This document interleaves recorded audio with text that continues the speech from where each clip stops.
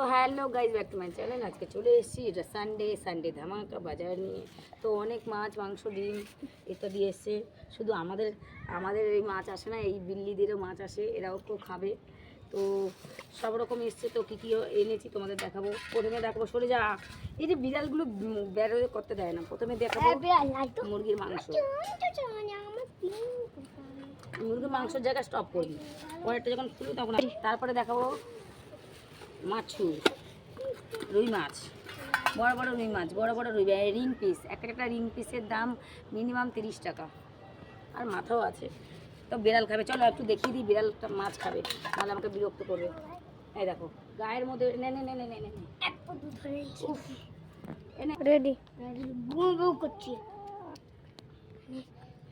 দেখো এই তোর মায়ের মতো জানি। রেডি। এবার দেখাবো খাসির মাংস।